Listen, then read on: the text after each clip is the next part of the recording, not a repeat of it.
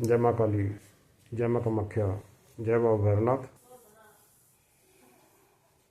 आपके अपने YouTube channel निर्मल Kittu spiritual healer पर हार्दिक स्वागत है। दोस्तों, आज मैं आपको माँ काली की साधना के बारे में जानकारी दूंगा। हमारे बहुत सारे भाई बंधु, माताएं, बहनें माँ काली की साधना करना चाहती हैं।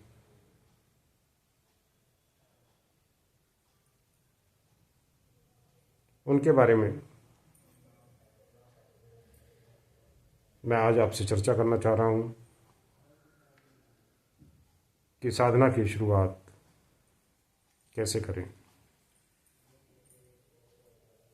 दोस्तों, साधना एक तो है कि आप अपने किसी मनोकामना की पूर्ति के लिए,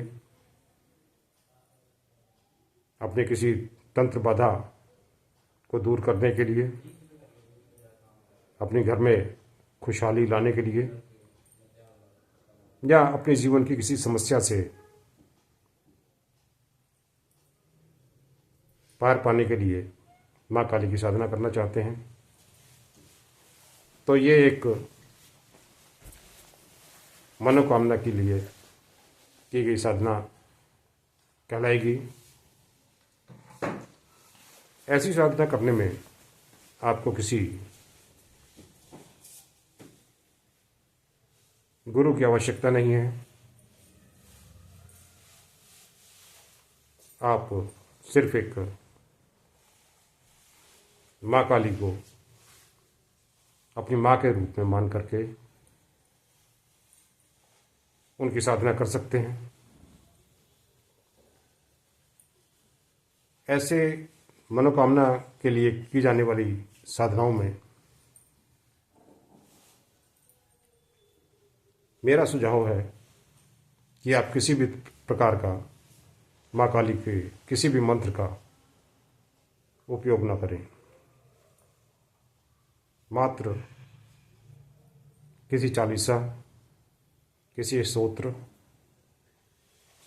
के द्वारा ही अपने ऐसी साधना को करें जो आप एक मनोकामना के लिए किसी के कर रहे हैं। क्योंकि माँ की ऊर्जा बहुत ही तीव्र है, बहुत ही तीक्ष्ण है। जब आप किसी मंत्र को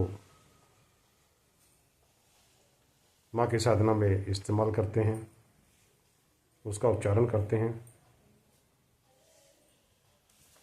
तो बहुत ही तीव्र ऊर्जा, तीव्र वेग के साथ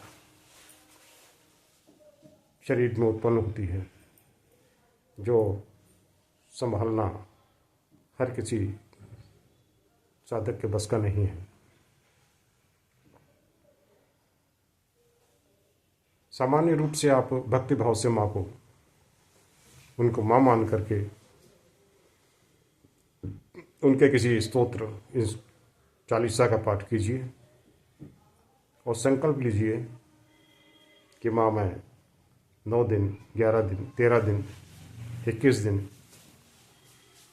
क्या 43 दिन आपके इस स्तोत्र या चालीसा का पाठ इतनी बार करूँगा। इस संकल्प अवधि के बीच में आपको पूरी तरह से नियमों का पालन करना होगा। अपने खान पान, अगर दाम्पत्य जीवन में है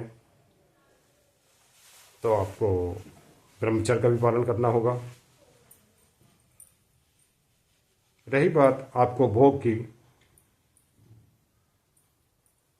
वैसे तो बहुत कुछ कहा गया है माँ के भोग के लिए, लेकिन आप माँ के सिर्फ भोग में,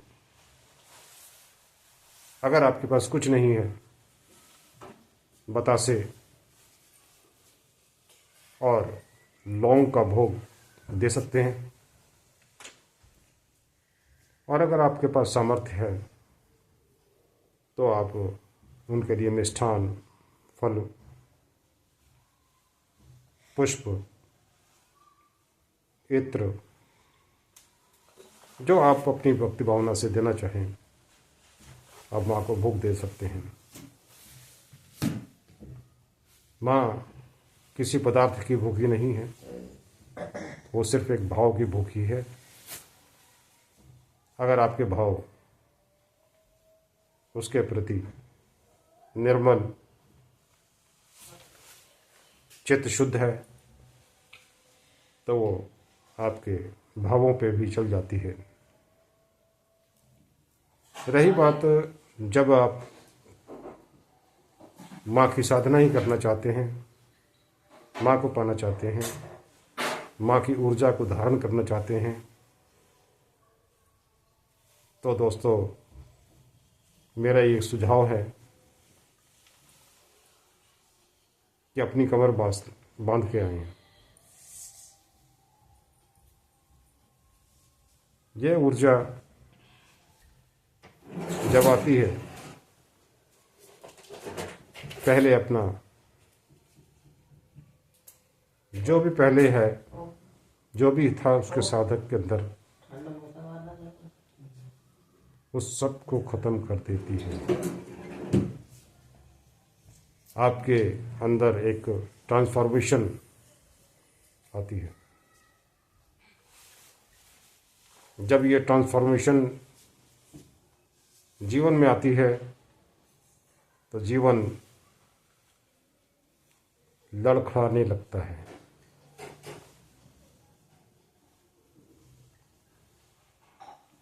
यदि कोई योग्य गुरु आपके साथ है, उसके मार्गदर्शन में आप साधना कर रहे हैं, तो वो कुछ हद तक आपको संभाल पाता है। लेकिन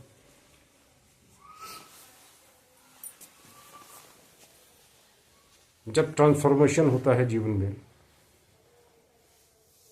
तो आपका एक नया जन्म शुरू होता है। इसलिए माँ की साधना में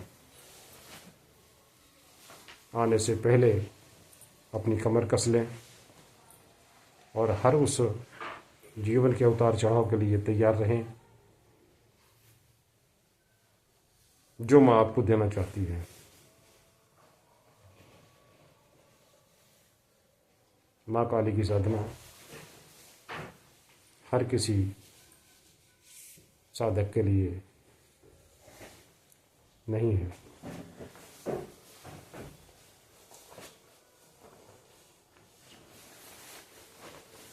आपको ये मेरी वीडियो, मेरे ये बातें कैसी लगी मुझे कमेंट सेक्शन में बताइएगा।